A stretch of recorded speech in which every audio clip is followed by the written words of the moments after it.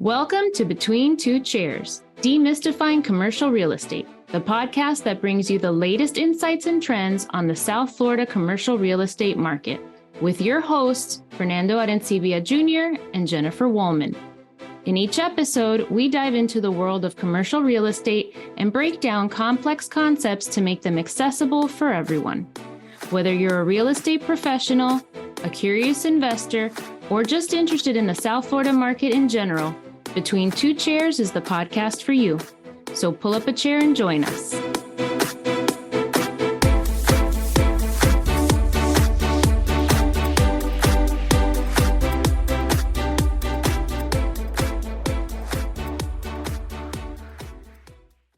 Welcome, everybody, to Between Two Chairs. Today, I'm so excited because we're interviewing only our third guest. So you're number 3, Estrellita, Sofia, Sibila. And for those of you who don't know Estrellita, well, first of all, the word means little star, but to me, she is a big star. She is a land use and zoning attorney here in Miami. And I am grateful to George Guerra of RESF, who got me out of a bind when I'm like, I can't find my other land use attorney is too busy, can't take my deal, I need another one. And they're like, oh my gosh, Estrellita's the best. I've known her for forever. And I now have a new wonderful land use and zoning attorney. So I know you went to Estrellita, and that is her name. It's not Estrella, it's Estrellita. I always get a call going, wait, is it Estrellita and you just have her marked extra special in your phone because you love her so much, or is it Estrella? And I'm like, no, it really is Estrellita. And yes, I would probably do Estrellita if her name was Estrella because I do love her that much. You went to graduated from Law School.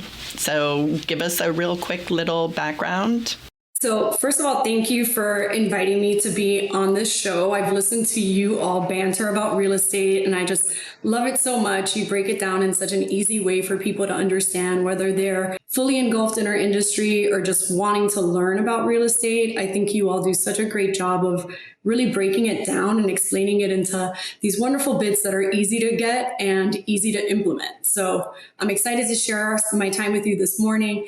So I am a born and raised Miami native. I am a triple cane. I went there for undergraduate, law school, and then I also did a master's of law in real estate development and finance. And I've always had a love for real estate that started with my mom, who would take me with all these drives on the weekends. The drives were always free and open houses were free to attend. So it was a fun way to get us out of the house to spend very little money, but also educate us on property and seeing, what's out there and what we could strive for ourselves, for our families, and for our clients in the future. So my start was that, going to open houses and getting to know different types of property. And then my father's been an investor in real estate. He's also an attorney. But over the years, he bought different properties, both in residential and commercial. And he used to take me along with him and take me to these different commercial properties. And he'd say, well, what do you like about this one? What don't you like about this one?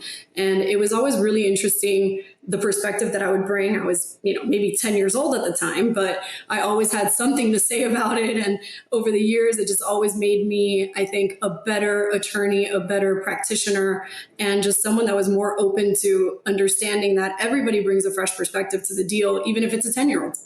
So that's kind of where I got my start in real estate. Of course, my love for it just has continued to grow. I love building community, creating places where people live, work, and play, and also creating the community fabric where all of us really get to enjoy not just the places, but the people and the opportunities that we can all engage in. I wanted to say thank you for the kind words. I think we are kindred spirits. I've heard you speak many times on zoning issues in front of an audience.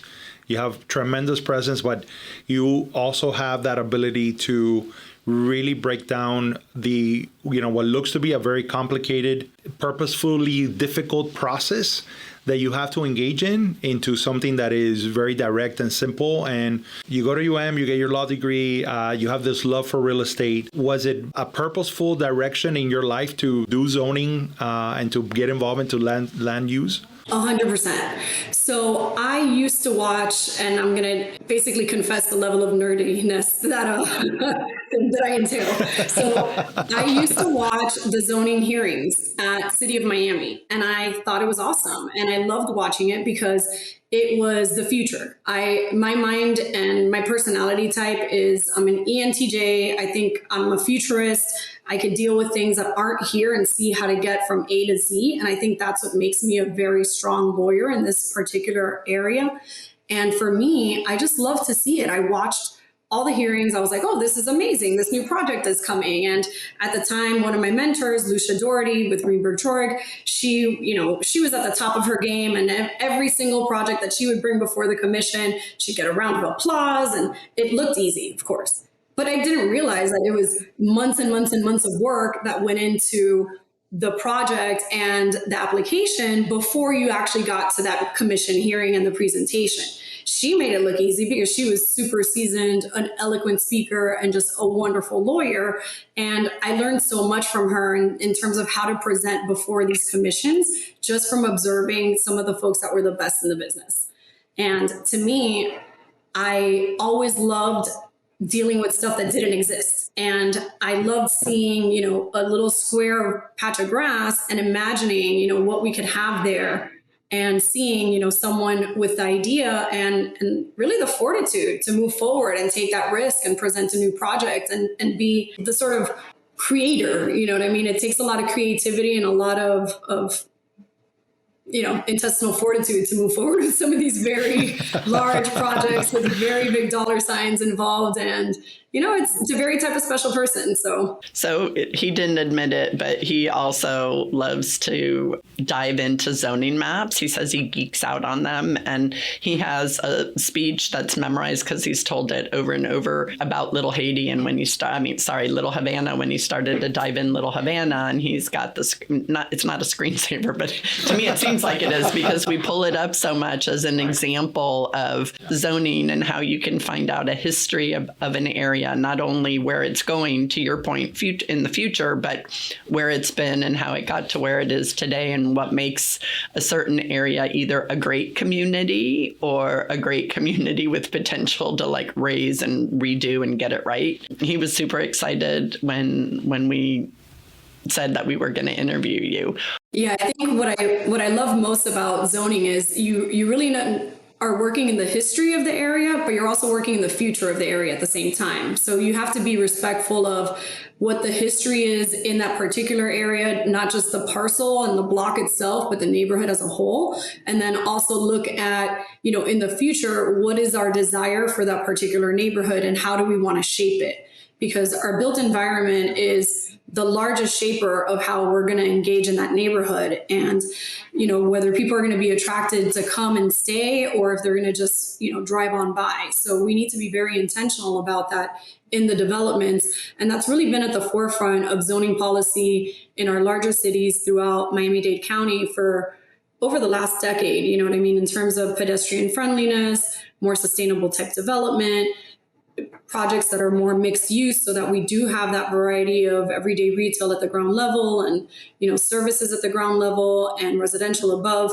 So it all goes back into really creating that fabric of the community and understanding how our built environment is going to dictate how we use these spaces in the future and how our community is going to grow in the future as well. Thank you for that insight. And so you went to I'm trying to remember when Miami 21 was implemented, but that was done by Elizabeth Plater-Zyberk and her husband, Dwayne. And what difference do you see between a Miami 21 zoning and let's say an area that's not in Miami that might be an unincorporated Dade and doesn't have as intentional and more updated zoning? Because Miami 21 is fairly recent, whereas Miami-Dade's zoning code overall is fairly low. So Miami 21 is what they call a form-based code. So it's basically takes larger intensity, moves it to the corridors, and then has a step-down effect as you enter into more residential areas. So being a form-based code, what they did was in zoning ordinance 11,000, which was a predecessor to Miami 21, In that code, you had a lot of incompatibility because you had what was otherwise the C1 commercial zoning, and that was abutting what would otherwise be an R1 residential single family. So when they'd made those changes, the idea was that they would create a code that was more protective of the adjacent residential properties while creating a step down effect from the commercial and more intensified residential into the single family neighborhoods. The other thing that happened too was that we used to have a process called a major use special permit, which was a permit that was required for basically developments of a larger size. They had different minimums, including if it was over 200 units, it had to go through a major use special permit. So those were the ones that were going to public hearing and had a lot of the feedback from the public. In Miami 21, they did away with the major use special permit process, giving a little bit more certainty to the developers with the properties that they were looking to develop, but brought in some other types of administrative approvals that were oftentimes necessary and companion to go with that project so that you can get, better design, better floor plates, etc. So the county hasn't necessarily done that large overhaul throughout the entire county. What they've done is they've created different nodes where they've created specialized zoning around either rapid transit corridors or community urban centers. And in those community urban centers, you do see a lot more of the mixed use and pedestrian friendly type of development style that they're trying to encourage. It's a little tough because, as we all know, Miami-Dade County, it's all of the unincorporated areas, and there's about 36 different cities. So we end up with sort of like the cheese left as opposed to the holes that would be the cities in the Swiss cheese. So it becomes a little bit difficult on how to create, one unified zoning plan when there's so many different adjacent cities or particular nodes that stand alone and are easily differentiated from the greater whole. I remember reading, it was a book by Mayor Manny Diaz. And in the book at the start, there's actually, the introduction is by Mayor Bloomberg in New York. And he tells them, the best advice I could give you is when you go in there, you don't know what you don't know. So if you have a big idea, it's your first 2 years where you want to really execute that big idea. And I think that, working the Little Havana area specifically, but really the city of Miami, I've seen a transformation that is due to Miami 21, zoning code, which I love. It's also appreciated from the point of view that it is understandable, right? It's clear the direction and the growth, and that there is a plan for that pathway. And to Jennifer's point, I always look at. What I love about looking at a zoning map is that you could really begin to learn what an area is, and to your point, what an area was, because you could see where all of the old, the big, boom in construction in 1925 was, and you see all of this center hallway, 2-3 story, 10 to 15 unit buildings that were built in that time. And then there is no boom, but then all of a sudden between 1960 and 1979, you have these garden style 2-story, 6 unit buildings that pop up, and then you look at an area that has, a major transit corridor. You're surrounded by large centers of employment. And so you kind of begin to see the future growth and potential of an area from the point of view of an investor and the point of view of that growth. But, every time that you are planning to develop in South Florida, right? We have 30 different zoning codes based on all the different, municipalities. There are certain municipalities that have developed a level of reputation for being very difficult to build on. And so before getting into some of those specifics, I wanted to ask you, when you're tackling, difficulties in turning what is on the page, right, into reality, right? And you're dealing with, and this is why I think there's a lot of magic in Estrellita, which is that you have to deal with politics. You have to deal with, having an engineering mindset on how do we approach moving what is on paper to its reality and the interpretation of that, and then you have to deal with really the people that work in the planning and zoning department and their own vision of how they interpret the code. When you're dealing with a municipality that is difficult to develop, right? Is it the result of the code is not written well, or is it that the implementation is not carried out efficiently? Where do, if you had the magic wand to be able to solve those issues in a planning and zoning department, would you start with the code, or would you go straight into how that code is implemented? So this is a great question because there's no easy answer, right? There's the folks that create the law, which sometimes are not necessarily architects, engineers, and practitioners. So we have those two forces that are sort of against each other in terms of, and I'll give you a great example. In Miami 21, there's a requirement that there be a 15-foot deep parking garage liner, right? So you see all of these developments, and I'm sure you've dealt with some of this retail that's on the first floor or on the outer floors of a parking garage where, if the developer was building the least required 15-foot depth, that 15-foot depth doesn't do much for any sort of retailer, any sort of office. It's very difficult to put in an actual user within that space. So, of course, it was being designed so that you were putting in the minimum required by zoning, but then what's the effect is you have all this empty ground floor space for lease forever that's unusable to any end user. So some of the earlier buildings that were being built under Miami 21, was, all right, we got to put 15 feet, we got it, check. We lined the garage, we're good. There's going to be an active use behind it. But they underestimated the response from the retailers and the actual consumer and the users of having to actually put in a usable operation within that space. So that's a good example of where, politically, the idea was we don't want to see the ugly cars in the parking garages and we don't want the exposed garages. Legislatively, they're like, no problem. We'll require a 15-foot, active use liner. Practically, nobody in the market on the real estate side can use a 15-foot depth of a space because you can barely put anything. So that led to a lot of empty space. And then it led to the response from the developers saying, okay, well, 15 feet is not going to give us usable, leasable space to anybody or sellable space. We need to make it larger, even though the minimum is only 15. So that's an example of where, the legislation and the actual needs of the real estate community and the changes between the architecture and the legislation don't really match up to the actual needs for the end user. That happens a lot. The other issue is that the folks that write legislation, they do their best job to anticipate a lot of these issues. Sometimes you can't anticipate them all. So there are provisions in the code that, let's say for uses that are, not enumerated within the list of uses, there's a provision that says the zoning director may, by interpretation, interpret if this use is compatible. So there is some wiggle room, so to speak, that's built into the codes so that the administration does have a bit of wiggle room to make interpretations that are still consistent with the code. Now, will they make those interpretations? It's very difficult because they don't want to open the door to things that will create bigger problems. So it's often that there won't be an interpretation if there's a fear of opening the door that would lead to, letting the horse out of the stable.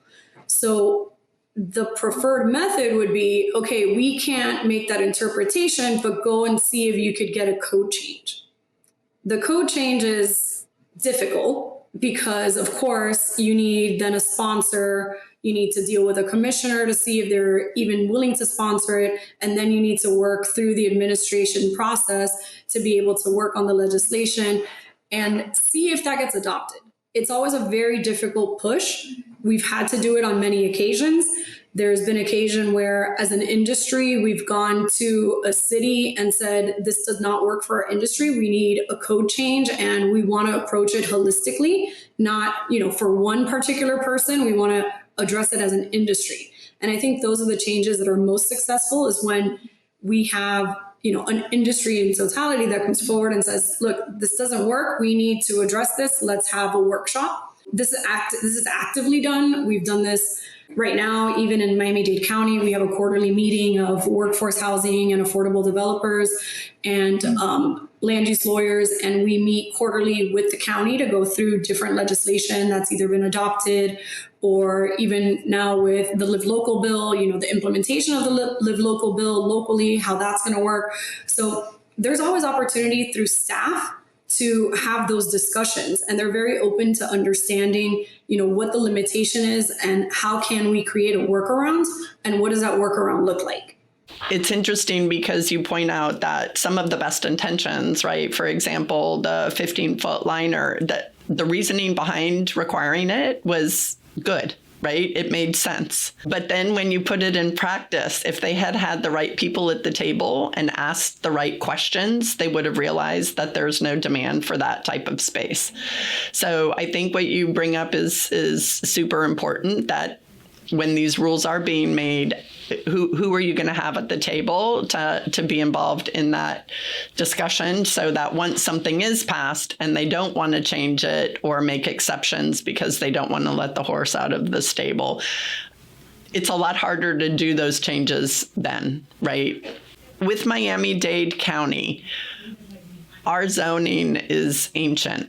So you say you meet quarterly to do changes in our old zoning based on the Live Local Act and some of the items that I believe Mayor Libin Cava passed also related to affordable housing.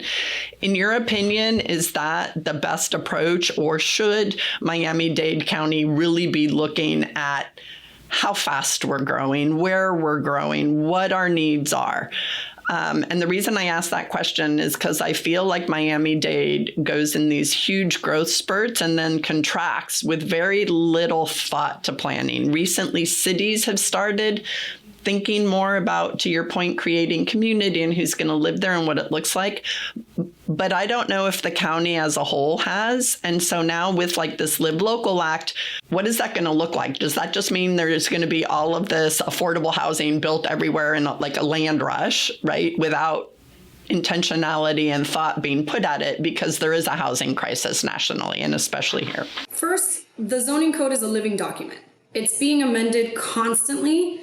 Every single commission meeting, there's legislation that's being proposed and is being amended. So it's a constant living, breathing document. And there's always little bits and pieces of the code that can change overnight, so to speak. And by overnight, I mean with proper notice, the necessary days, first and second reading of the ordinance. But you know what I mean? In terms of, what was law, 2 months ago may have changed and it's now being implemented in a different way, which is why it's always very important to stay on top of the local jurisdiction and whatever changes that they may be working on. Miami-Dade County has a whole department that just works constantly on legislation for planning and zoning. Now, they're gonna sort of elevate the issues that are more impactful across the entire county, or issues that the public has brought up repeatedly as a matter that needs to be addressed. Our developers group that meets quarterly is specifically to workforce and affordable housing developers as they're working through the different projects and the different incentive programs that the county has, the different development programs, any changes that they may have for funding either at the state or at the county level. That's all holistically addressed in that workshop and that forum. So it's not just from the zoning aspect, it's also from, public works with water and sewer capacity issues and how that would work.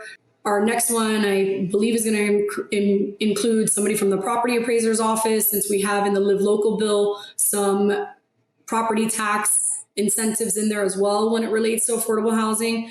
So it's very holistic. And I think that group does a great job because everybody speaks freely. Sometimes people are complaining intensely, but it's with good cause because, if the policy is we want affordable housing built now, but we have all of this other red tape that prevents us from getting there, we're not meeting those policy objectives. And the folks that are sitting on the government side sometimes aren't aware of that, and they need us from the public sector and the private sector, that is doing this type of business to let them know where the rubs are and where they could help us improve the process.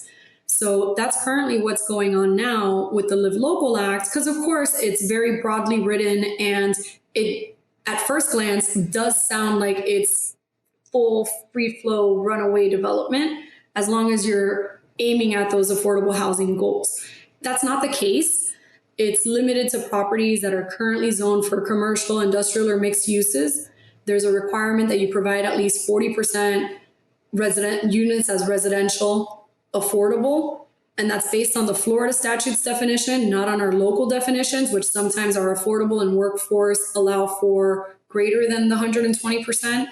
So, they're very nuanced differences. And then, of course, in the Live Local Act, if it's a mixed use development, it needs a dedicated percentage of at least 65% of the total square footage to be dedicated to residential. And of that 65% that's dedicated to residential, at least 40% of those units have to be affordable. So part of what the county's been helping us dissect is line by line, how they're looking to implement some of these things. The Live Local bill sounded like it said, you could go as high and as dense.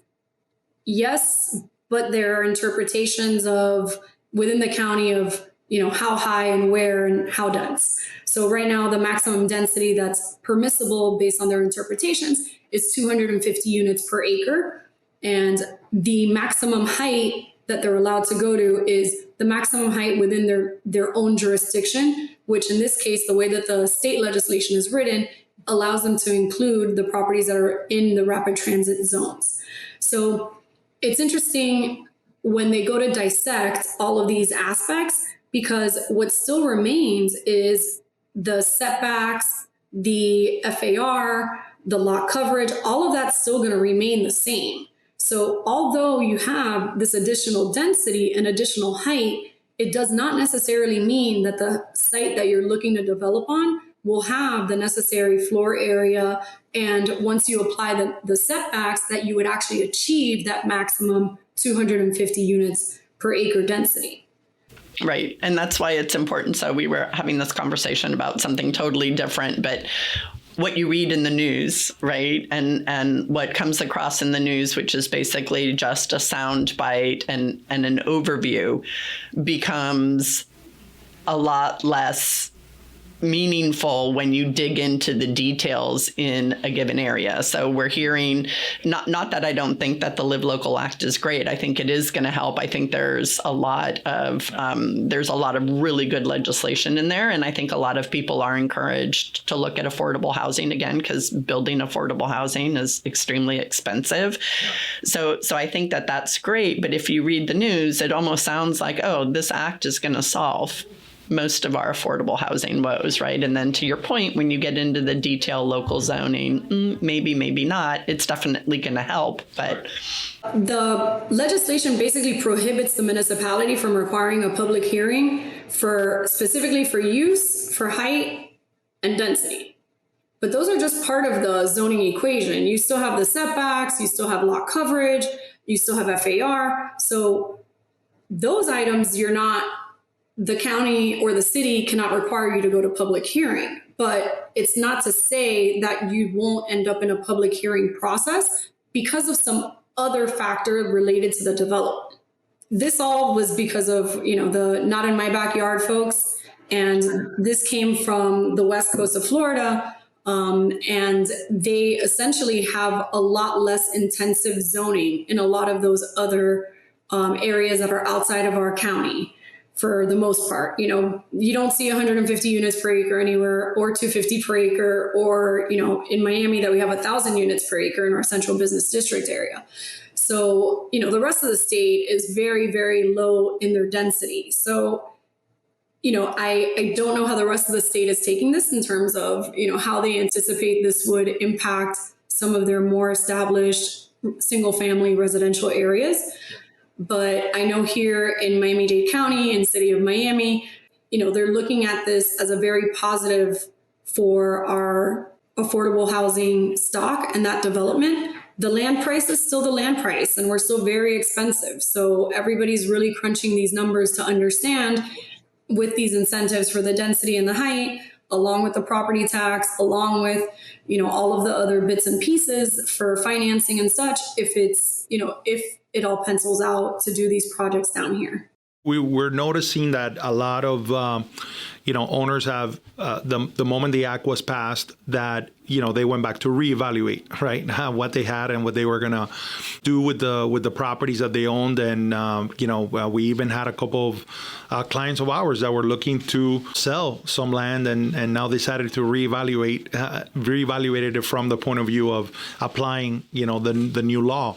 It sounds to me that you are having, at least the planning and zoning departments here in South Florida are having a purposeful approach to evaluate it and see how do we implement this. We have heard that there are planning and zoning departments throughout Florida that are not even looking at it, right? They're being very difficult in its application, and partly it's because of what you mentioned. It's so far removed from what they have allowed in the past. So I know that there's always tweaks to a bill, and we should expect that there's going to be some upgrades in the next legislative session to the Live Local Act. Many years ago, early in my career, I was walking Little Havana. We were looking at a property, and I remember the way that the agent was marketing the property, they were just going off of 150 units per acre.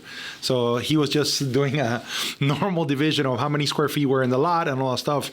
And the developer was like, well, you're not taking into consideration the circumference that I need to have in order to have ingress and egress to the parking area. You're not really understanding, FAR. You're not, so, the complexities of it, which I'm sure it's part of what you love about it, because what we love about commercial is that there's no day is ever the same, right? And so, I think what attracts us is that there's a challenge inherent in what you do. And we know that there are cities here that municipalities that have developed a reputation for being very difficult to build. I wonder from your point of view, some of these municipalities, Miami Beach to a degree, Coral Gables, even City of Miami, from your perspective, right, what could be done better by the planning and zoning departments? Because we feel that a lot of the issues that are faced in our city, like affordable housing, right, and affordability, a lot of those fights, a lot of the progression is going to happen within the planning and zoning departments. So what do you think is inherently difficult about navigating development in some of those municipalities? I think the biggest difficulty is that sometimes the cross communication between different departments isn't as strong as we would like.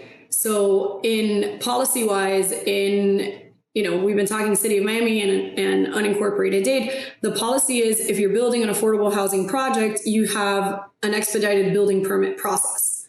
It's expedited, but it's still the same long building permit process, and you're really not very expedited.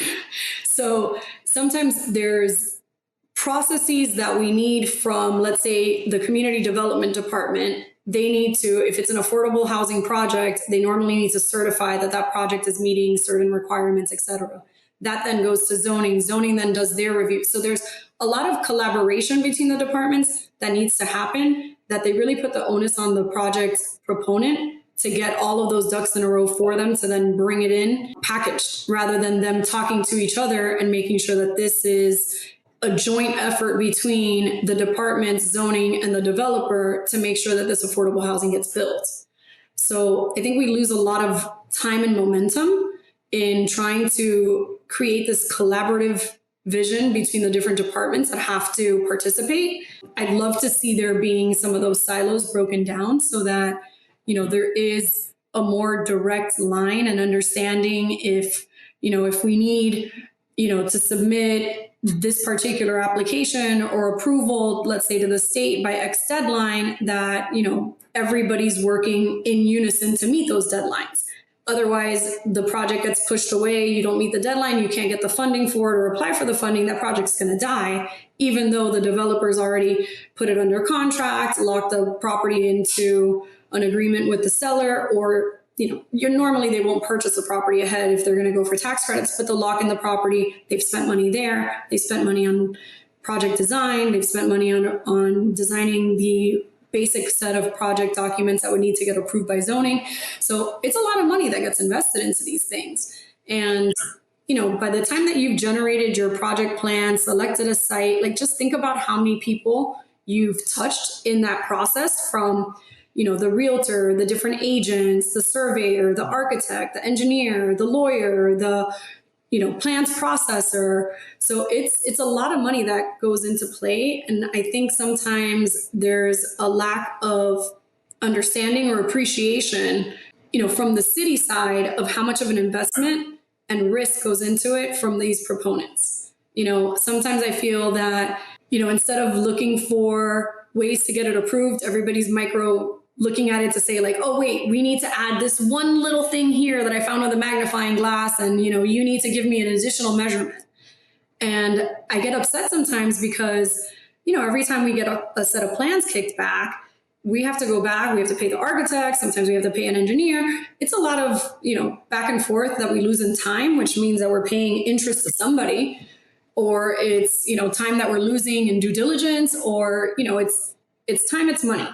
So I get upset sometimes because, of course, it's costly, and I want it to be affordable, and people end up getting pushed out of the affordability game because of the delays.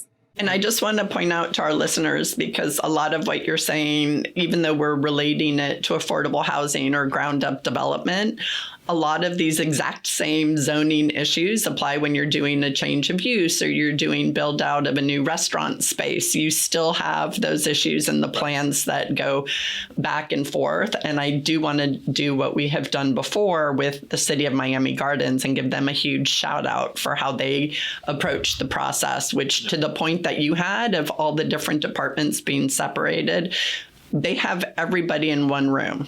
And you go and you submit your plans one day at your given hour, and everybody who is ever going to touch those plans are looking at it and giving their input live with everybody else in the room. So shout out to City of Miami Gardens.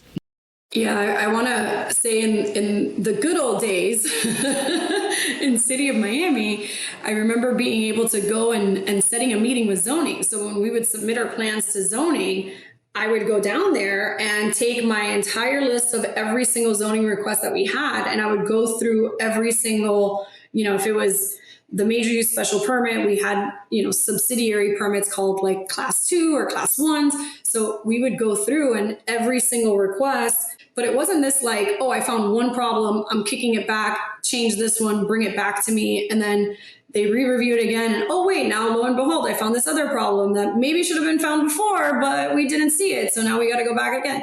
To me, it was a better way to get it accomplished because we understood and we had an opportunity to discuss the issue and make sure that it was being interpreted correctly, or if it was a matter of a critical need for the change.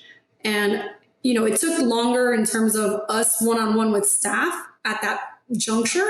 But I think it saved us a lot of time and explanation and misunderstandings when you just get, a denial and some obscure comments that sometimes are not really giving you the full gist of the picture of what it is that you need to correct. Right. Now, can you tell us why that changed? Was it because of COVID and not working in the office, or is it all because everything went online? That I've been doing land use and zoning for almost 20 years now. So that was, I want to say it was even before Miami 21. Oh, okay. Wow. Yeah. So Estrellita, in your legal practice, and I think the answer to this question is not early enough, but when do most clients engage your services? Is it right at the start of the process, or is it usually they run into an issue and now they have to fix it and now they need a land use attorney and that's when they reach you? So I want to say this answer depends on the sophistication of the client. And unfortunately, those that are less sophisticated will get a zoning attorney involved when they have a problem. Those that are sophisticated will get a land use attorney involved to avoid the problem. So, during due diligence is the ideal. Typically, I like to get involved if it's on a buyer side before the contract is signed, so that we can build in some protections and some guardrails in due diligence, and even potentially negotiate within the agreement what it would cost us to extend due diligence. If I know that I'm at risk of needing that extension, I want to know how much it's going to cost me up front. My preference is always have the land use attorney on board if you're looking to develop or you're looking to change the use, you definitely need some sort of land use attorney that's looking at the property, what's already been approved there, to see what the bigger issues are going to be that your clients may face. I was involved in a deal with Jennifer.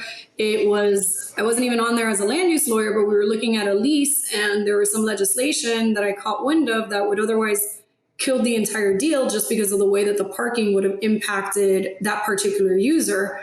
And not having that zoning knowledge at that time would have probably put the parties in a really dire situation when they went to go implement and try to get their permit. They would have been hit with hundreds of thousands of dollars of parking impact fees that they weren't anticipating. Right. And not only that, but it would have affected the people who already had leases signed and had stuff under operation. And again, that goes back to our point that sometimes stuff that's well-intentioned isn't thought through all the way. And this was in an area in Wynwood. And if they had done that, like all of those outdoor eating areas would have had a huge issue with parking. So we got her involved before we even signed the LOI because it wasn't your regular building, and it was a change of use, and there's a ton of construction going on in Wynwood. So there is a lot of zoning, and to your point, the little pieces that are constantly changed. And I felt so much better that my tenant was definitely somebody who really appreciates land use attorneys, and got her signed up before we even signed an LOI. Yeah, I'm always surprised by how few people know that land use and zoning even exists, because it's one of those things that it's passive. You don't really know that you're experiencing land use and zoning as you're driving around a city or a neighborhood. You just know when it's like wonderful zoning because you want to stay, right? So like those nodes that we're attracted to, that's like entertainment, retail, and all that, that's because it's great zoning, and it creates literally a place where people want to live, work, and play. So you recognize great zoning, but you don't really experience zoning from I know what's going on. It's like a passive aspect of your everyday living. Right. I want to see if we can switch a little bit just to sustainability and green initiatives, because I know that's something that you've written about before. It's something you believe in. It's something we believe in passionately. And being here in Miami, where we're constantly getting all of the publicity about how we're ground zero for climate change and the issues with insurance, which, by the way, are affecting everybody across the world. We're not the only ones experiencing increase in insurance. But can you tell us a little bit about what you're seeing in either zoning codes or in developments that the developers are actually pushing for some type of sustainability or issues related to climate change to be included in their projects? So the biggest discussion right now is really around sea level rise and around basically stormwater management. And whenever you're doing a development project, each individual property is required to maintain their own stormwater management on their own site.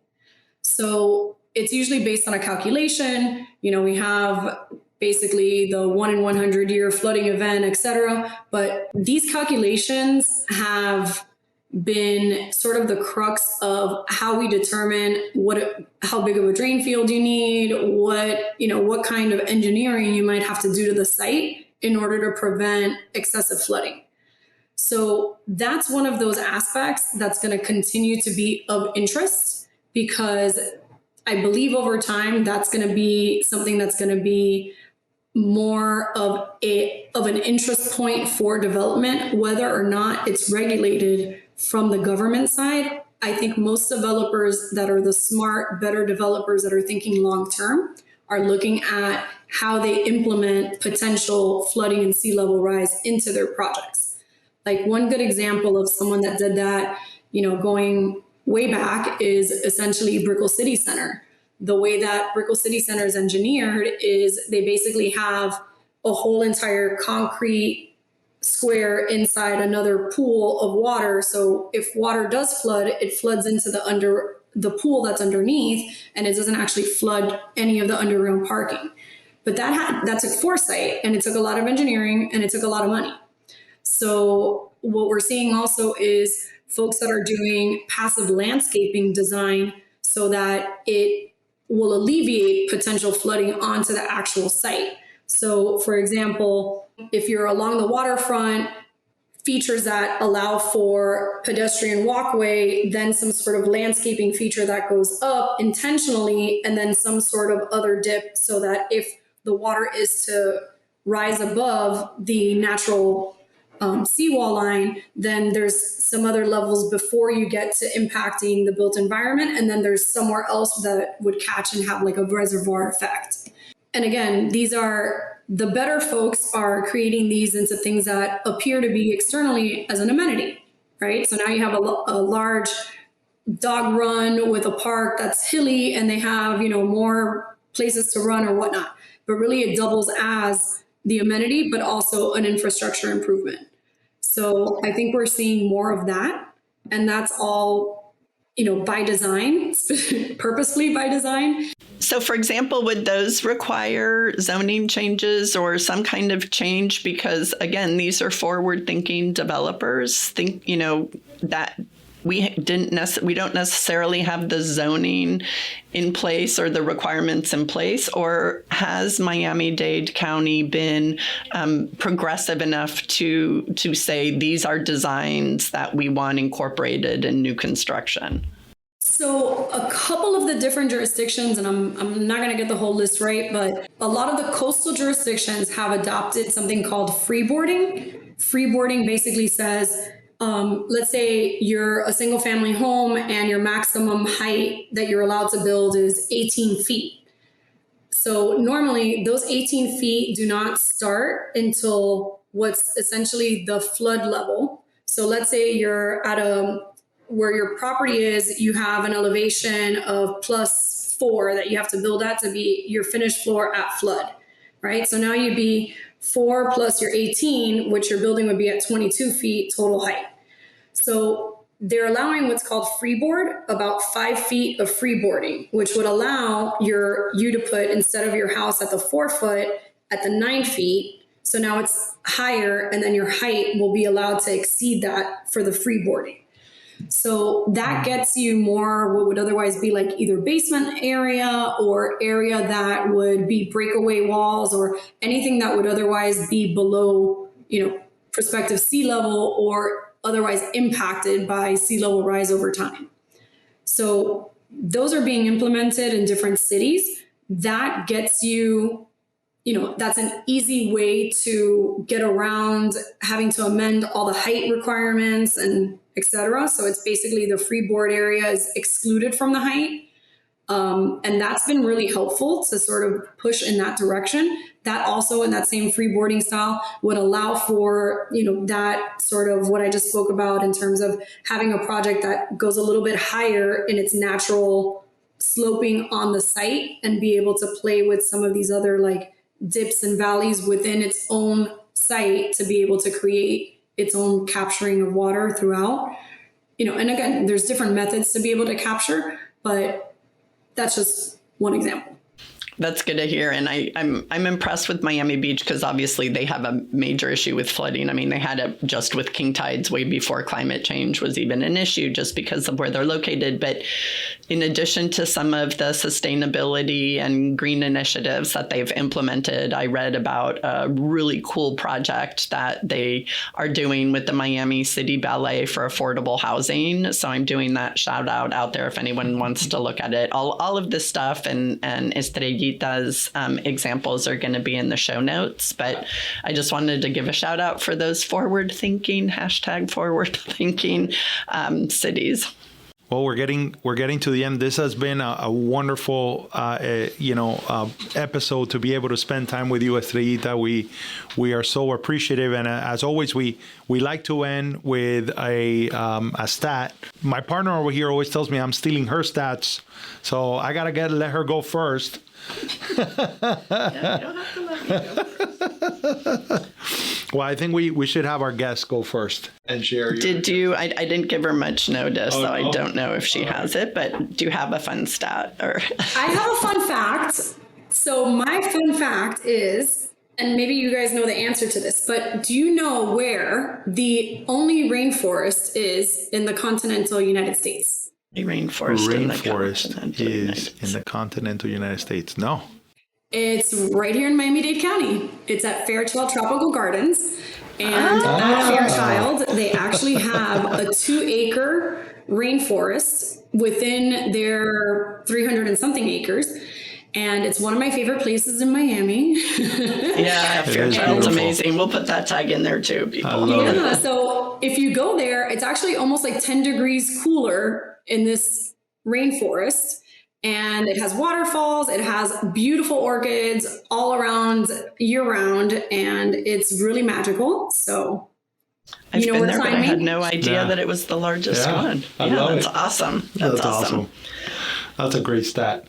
Okay, so mine is related to new business openings because we were talking about zoning and changes of use and everything else. So this is from a Yelp study. In 2022, the Miami metro area recorded 20,572 new businesses, which is the third most openings in the country. It's 14% more than the openings in 2021. And if you include Miami-Dade, Broward, and Palm Beach, we were number 3 behind New York City and Los Angeles. Wow. So you should be really busy, Estrellita. Yeah, exactly. I know you are. That's why it was like, can we squeeze you in, please? Well, I definitely always have time for you all. And I think this is such a great program. And I'm really thankful for you all putting this together and taking the time to educate some of our fellow listeners and the folks within the real estate industry and those that are outside looking in. We're always looking to bring more people into our kind of game here. So, well, it looks like you're going to have a lot of work ahead of you. There's been a lot of stories in the news about Miami-Dade County and Miami losing, population, which really, unfortunately, it was erroneous reporting. According to the Brookings Institute, Miami-Dade County is one of only 11 counties in the U.S. that are back to positive population growth in 2021, 2022 after the pandemic-driven population decline. And, Florida is the number one destination for foreign buyers. We know that 54% of all, foreign buyers buy in Miami and buy in South Florida. So, there's a lot of work ahead for you and for all of us in our community of real estate to make sure that we take care of people, to make sure that we give them, affordable opportunities to remain a part of the fabric of our community. And, we appreciate everything you do and your time. And it's been a wonderful pleasure. Thank you, Estrellita. Now you know why she's a big star in our book. Thank you, Fernando. Thank you so much, Jennifer.